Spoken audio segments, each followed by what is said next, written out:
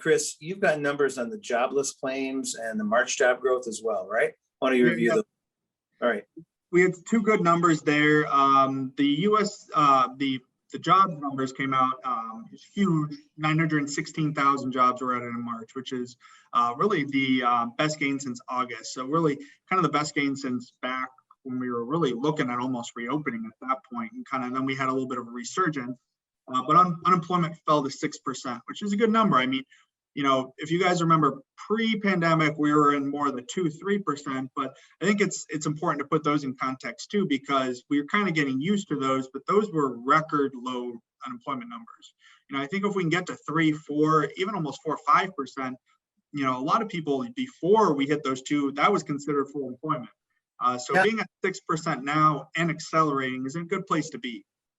I think, like you said, Brian, we're starting to get back to a little bit more normalized, jobs numbers. The jobless claims numbers came out. They fell to 576 last week. The week prior to that, so kind of the Easter week, they were 769. So we're seeing those start to drop, really fast, which is once again another really good data point, and really just shows that we're seeing an acceleration in hiring.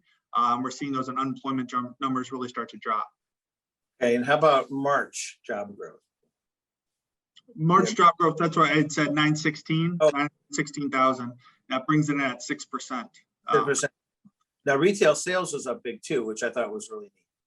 Yeah, that actually just came out recently this week. We had retail sales come at 9.8%, which is huge. And I think this is a trend we're going to continue to see is, you know, we have these vaccines being rolled out. And as people get vaccinated, I think people are getting a little more comfortable in going to restaurants and, you know, traveling a little bit more. I know the CDC has been kind of pushing back against this and stuff, but I think it's inevitable. People are kind of pent up. There's certainly pent up kind of demand to want to travel. I think as people get vaccinated, they feel a lot more comfortable. They feel like, hey, they can go out and do these with a little bit more safety added to it. So, we did see retail sales up 9.8% last month. It was a huge bounce back. And the next closest was actually May of last year, when we had kind of a similar feeling, right? We had those initial lockdowns, and the lockdowns were finally starting to lift in May. So, I don't know if the next number will be quite as big, but we will see large numbers as people get vaccinated and they feel a lot more comfortable going out, spending, and, taking trips. Yes. Well, then the other really interesting economic effect we've seen is home prices, and there's been lots of talk. We've had anecdotally, many people have had friends, or maybe they have sold a home themselves, and we've seen home prices rising. January of 2021, home prices hit an all-time record in America.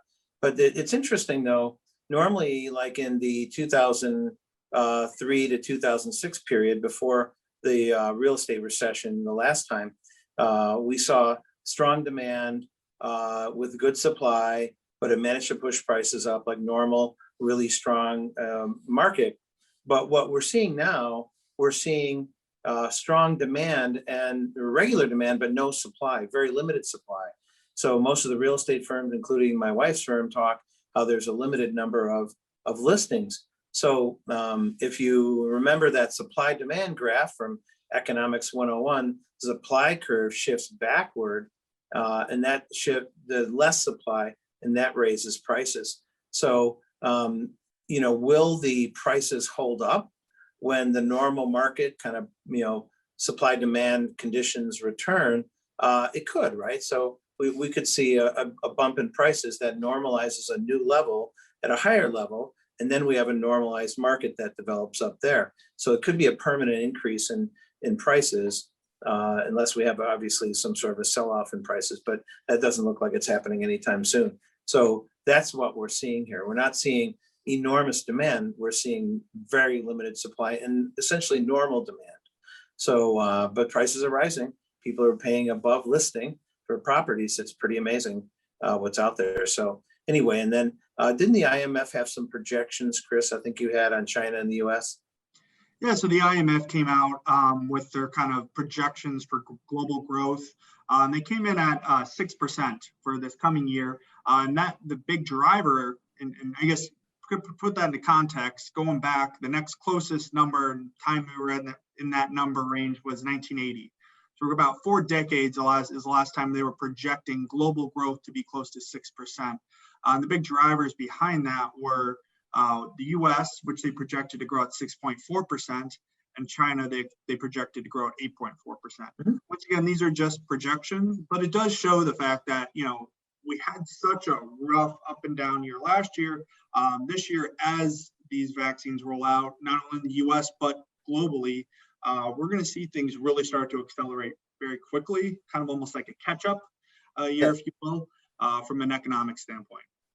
Well, and so many people have said, the markets are running really fast and hard here.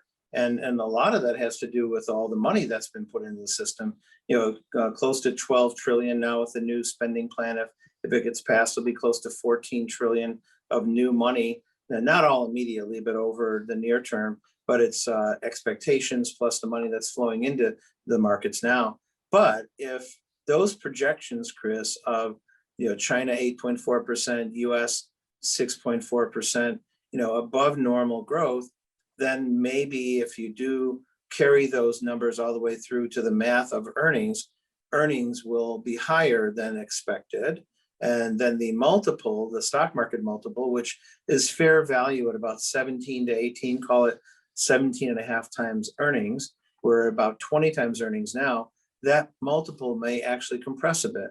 So then the earnings would bring the market back to a lower multiple than before, unless of course the market goes to 40,000 overnight here.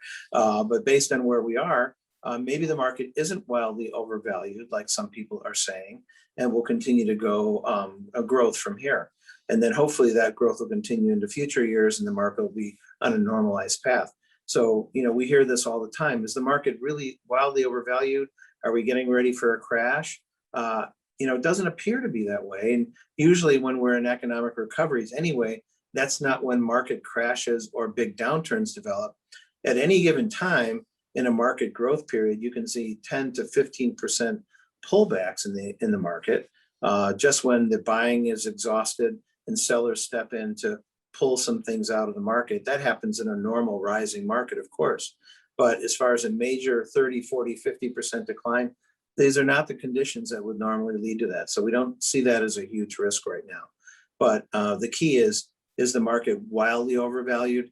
And with the earnings coming in, it appears that it might not be, as some people are fearing. So we'll see what develops, Chris, right?